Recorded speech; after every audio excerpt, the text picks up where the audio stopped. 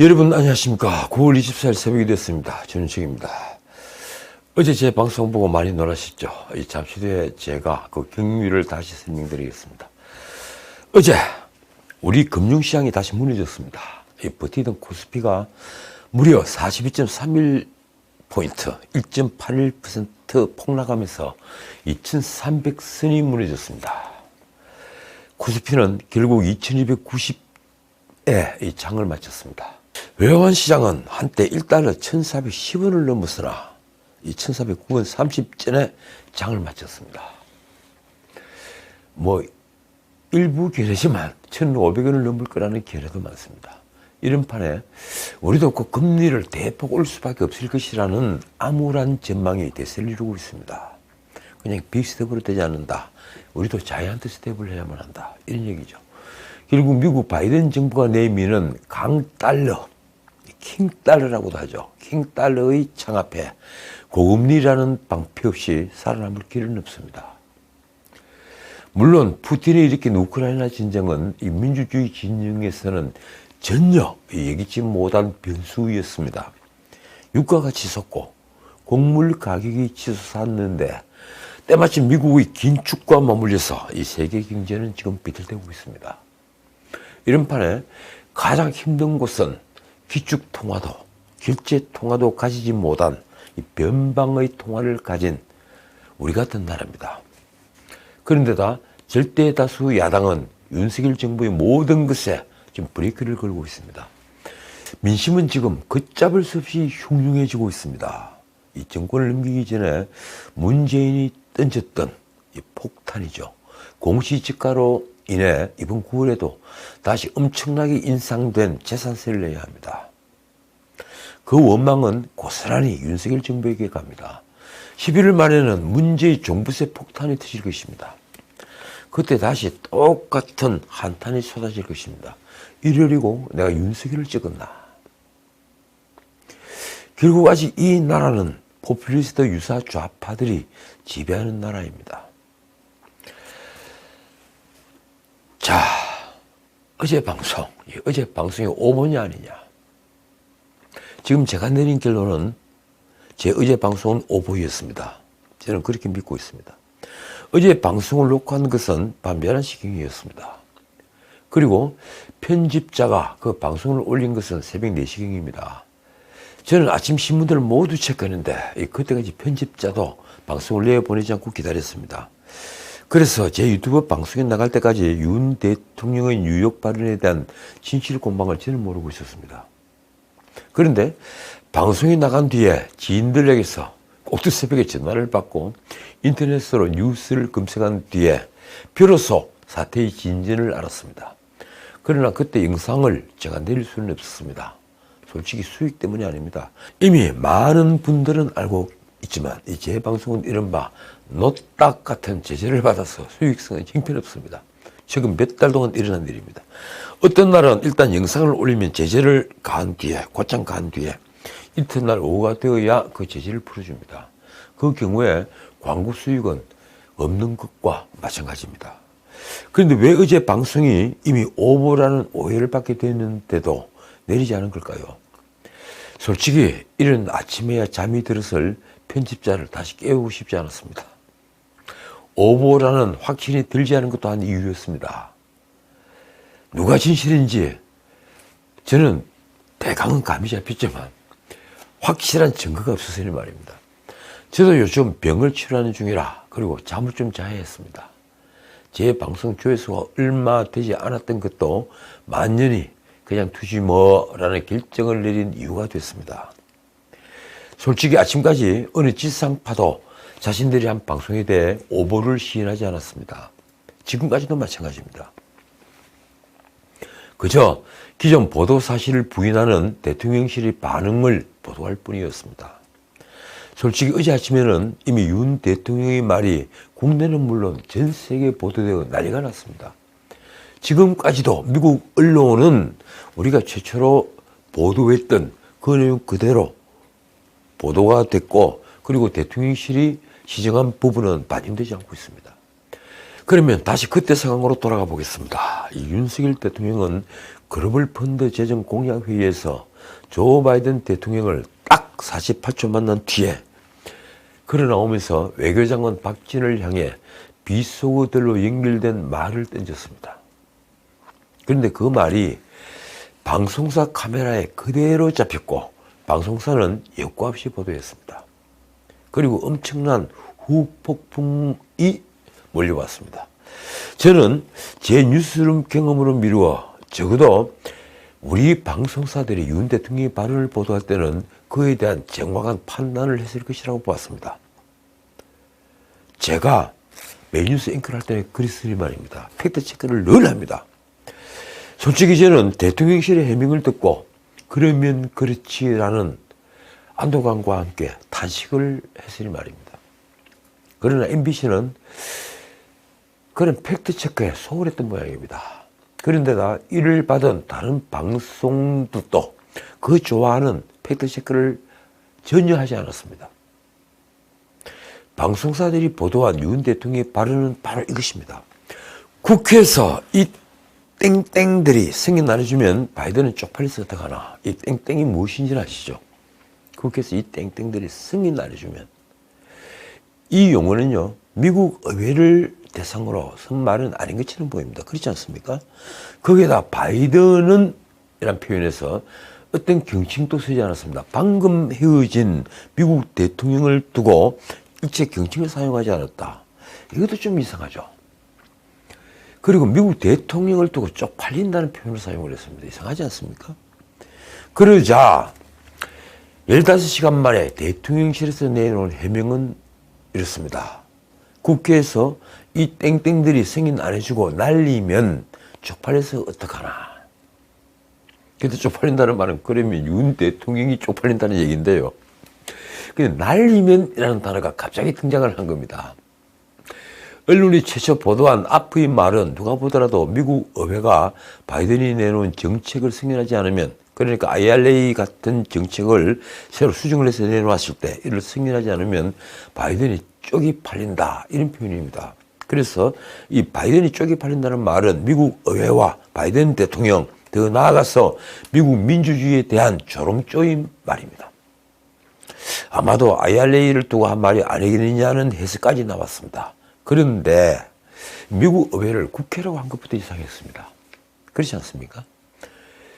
대통령실 해명은 글로벌 펀드에 우리가 내기로 한 1억 달러를 국회에서 야당에 승인해 주지 않고 날리면 창피해서 어떻게 하느냐는 의미의 말이라는 것입니다.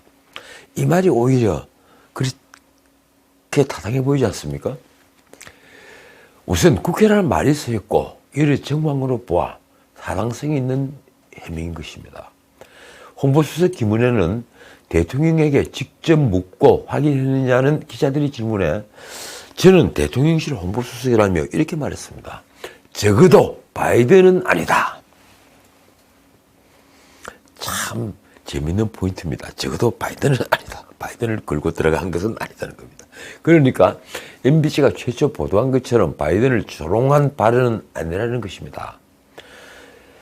저는 제가 아는 많은 이들에게 물었습니다. 이 방송 기자를 오래 한 선배에게도 의견을 물었고 후배에게도 솔직한 견해를 들었습니다.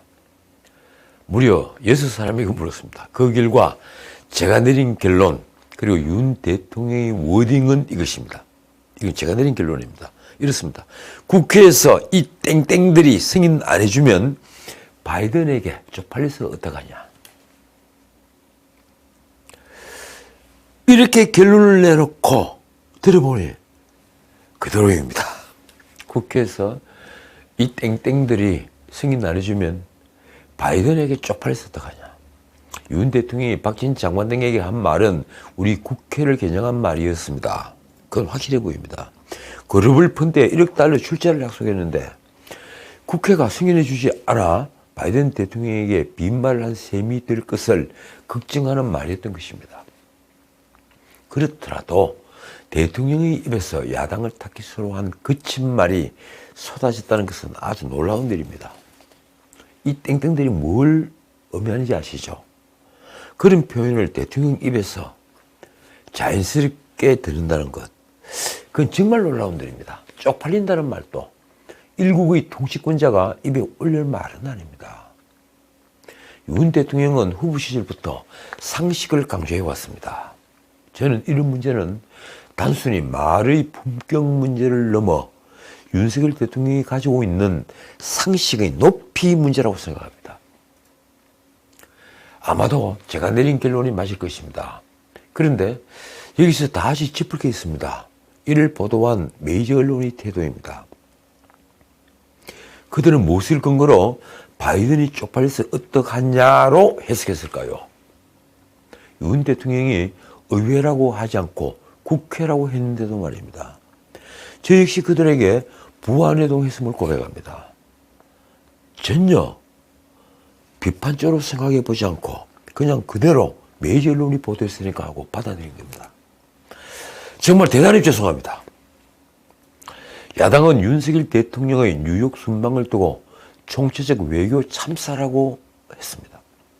순방의 성과와 내용이 부실한 것을 지적하면서 윤 대통령이 참모들과의 대화에서 비속어를 사용한 것을 집중 비판했습니다. 김은혜 홍보수석의 발언은 이런 야당의 공격에 대한 대통령실의 해명으로 들렸습니다. 김은혜의 말입니다. 윤 대통령은 재개발 국가 질병 퇴출을 위해 1억 달러 공연을 약속했고 예산 심의권을 장악하고 있는 거대 야당에 대한 우려를 나타냈던 것이다. 윤 대통령 발언이 결코 조 바이든 대통령이나 미국 의회를 향한 것이 아니라는 해명입니다. 김은혜는 야당의 비판이 짜깁기와 왜곡으로 발목을 꺾는 국익 자해 행위라고도 했습니다. 그러나 민주당은 조금도 물러나지 않았습니다. 이 원내대표 박홍근은 정책조정회의에서 윤 대통령이 비속어로 미국 의회를 폄훼하는 일이 영상에 고스란히 담겨 큰 파장이라며 이렇게 말했습니다. 빈손 외교, 비굴 외교에 이어 윤 대통령의 막말 사고 외교로 대한민국의 국격까지 크게 실추했다. 그래서요, 비굴 외교 하니까 과거 정권의 이 굴종 외교, 굴신 외교가 갑자기 떠오릅니다. 혼밥을 먹으면서 벌였던 굴종 외교 말입니다. 중국은 큰 봉우리고 우리는 작은 봉우리다. 박홍근은 기시다 후미오 일본 총리와의 한일 회담에 대해서도 과정도 결과도 굴욕적이라고 했습니다. 조 바이든 대통령과의 환담에 대해서도 48초 환담인 것을 강조했습니다. 회의장에서 48초간 서서 나눈 짧은 대화가 설마 정상회담이 전부일 거라 믿고 싶지 않다. 어쨌든 국민의힘은 윤 대통령 옹호에 나섰습니다. 이 윤상현은 대통령의 실현에 대해 간단히 언급했습니다. 윤 대통령에 대한 야당과 언론의 공격이 도를 넘어 국익을 해치고 있다. 정책위 의장이죠. 성일종은 과거 문 대통령 외교와 비교했습니다. 문재인 전 대통령의 중국 방문 때 혼밥하고 우리 언론인이 공안에 두들겨 맞았던 일이 진정한 외교 참사였다. 그래서 그런 일이 있었죠. 우리 언론인이 중국 경찰에게 폭력까지 당했습니다. 그러나 여당 내부에서도 윤 대통령 순방 과정에서 나온 잡음에 대한 우려가 나왔습니다. 많은 언론이 지적하는 대로 대통령 해외 순방은 통상 긍정적인 뉴스인데 윤 대통령은 순방을 다녀오면 부정적인 뉴스만 자꾸 나온다는 것입니다. 그게 야당의 공격 때문일까요? 솔직히 대통령실 그 많은 비서들은 무슨 준비를 한 것입니까? 기시다가 정상회담을 준비하면서 양국 국기조차 갖추지 못한 것은 우리 비서실 의전팀에게도 책임이 있습니다. 확인을 해야죠. 외신들은 이번 사태를 어떻게 보고 있을까요? 블룸버그는 22일, 이건 미국 현지 시간입니다. 22일 윤 대통령이 바이든 대통령과 미국 전기차 보조금을 포함한 문제를 논의하기 위해 짧게 만난 후 미국 의원들을 모여가는 말이 우연히 포착됐다. 이렇게 말하며 당시 발언에 대한 우리 언론이 보도를 자세히 전했습니다. 이 블룸버그가 전한 당시 상황은 이렇습니다. 두 정상은 이번 주 유엔 총회를 계기로 공식 회의를 열기로 일정이 잡혀 있었다. 하지만 대신 감염병 퇴치를 위한 자금을 모으는 자선 행사에서 담소를 나눴다. 사실 이 양국 정상의 공식 회담 전에 실무진들이 대충 양국 정상의 대화와 합의 내용을 미리 조율을 하죠. 그래서 만나서 대화하는 것은 그 조율한 내용을 확인하는 절차에 불과합니다. 어쨌든 블룸버그는 그러면서 이 윤 대통령의 발언이 논란이 된 뒤에 대통령실 고위 관계자가 기자들에게 윤 대통령 발언은 비공식적이고 검증되지 않은 것이라고 말한 내용을 전한 뒤에 객관적 사실만 보도했습니다. 윤 대통령의 적극적 발언은 한국 야당 의원들의 조롱에 직면했다. 한편 블룸버그는 지난 8월 초 낸시 펠로시 하원 의장이 한국을 방문했을 때 윤 대통령이 휴가를 이유로 서울에 있으면서 펠로시 의장을 만나지 않은 것을 언급하기도 했습니다. 결국 미국 의회를 향해 비수구를 쓴 것으로 해석한 한국 언론 보도를 그대로 옮기면서 윤 대통령의 이번 발언과 그리고 낸시 펠로시에 대한 홀대 논란을 연관지은 것입니다. AFP 통신은 윤 대통령 발언이 확산하고 있다며 우리 언론의 최초 보도를 그대로 인용했습니다. AFP의 평가가 이렇습니다. 이미 낮은 지지율과 실험하고 있는 상황에서 윤 대통령은 핵심 동맹 미국에 대한 폄하 발언이 마이크에 잡힌 뒤에 다시금 공경에 빠졌다. AFP 통신 역시 낸시 펠로시 의장 방한 당시에 어진 논란을 함께 다뤘습니다. 자, 어쨌든 대통령실의 윤 대통령의 발언이 미국 의회와 바이든 대통령을 겨냥한 게 아니라 우리 국회를 겨냥한 것이라고 해명하자 민주당은 발끈했습니다. 민주당은 대통령실을 겨냥해 이렇게 날을 세웠습니다. 국민의 대표기관이 정녕 새끼들인가? 그러면서 김성한 안보실장과 김태용 안보실 1차장 등 대통령실 외교라인과 해명에 나선 김은혜 홍보수석을 즉각 경질하라고 요구했습니다. 나아가 외교장관 박지를 겨냥해서는 탄핵까지 거론했습니다. 이렇습니다. 대한민국 국격을 심각하게 훼손한 박 장관의 불능은 돌이키기 어려운 수이다. 재밌는 것은 그동안 그친 입으로 고생을 많이 했던 이재명의 말입니다. 그는 23일 최고위원회의에서 이렇게 말했습니다. 참 할 말이 없다. 국민은 망신살이 뻗치고 엄청난 굴욕감을 느끼며 자존감의 훼손을 느끼실 것이다. 정말 참 할 말이 없습니다. 놀랍게도 그가 내린 결론이 이렇습니다. 길을 잘못 들면 되돌아 나오는 게 가장 빠른 해결책이다. 과연 이재명은 실언했을 때마다 길을 잘못 든 것을 알고 되돌아난 것일까요? 이재명은 윤 대통령과 바이든의 환담이 48초에 불과한데 그 시간에 많은 이야기를 실제 할 수 없다는 것을 지적했습니다. 국민을 속이는 일을 하면 안 된다. 그렇습니다. 이 국민을 속이면 안 된다는 말은 얼마나 좋은 말입니까? 이재명 대표에게도 우리나라 모든 정치인들에게도 제가 늘 하고 싶은 말이었습니다. 국민을 속이면 안 된다. 원내대표 박홍근은 이 대통령실 해명이 알려지자 많은 국민은 밤사이 해당 욕설 영상을 들으며 기막혀 한다며 이렇게 말했습니다. 막말 외교 참사는 대한민국이 수십 년간 국제무대에서 쌓아온 국격과 신뢰를 한꺼번에 무너뜨린 사안이다. 그런데 말입니다. 이 대한민국 국격은 이미 오래전에 무너졌습니다.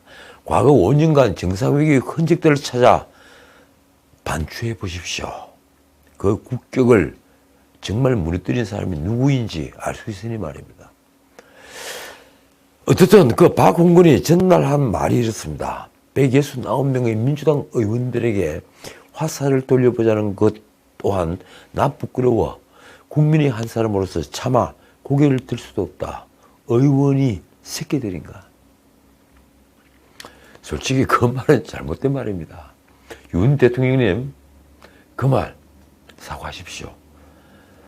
그게 대범한 자세입니다. 자, 오늘은 여기까지입니다. 이 상방울 그룹, 참 조폭 그룹으로 이제 알려지게 됐습니다. 이 상방울 그룹 비리 의혹을 수사 중인 수원지검이 이재명의 최측근으로 알려진 이화영 킨텍스 사장, 전 열린우리당 의원이죠. 이화영에 대해 상방울로부터 뇌물을 받은 혐의로 구속영장을 청구했습니다.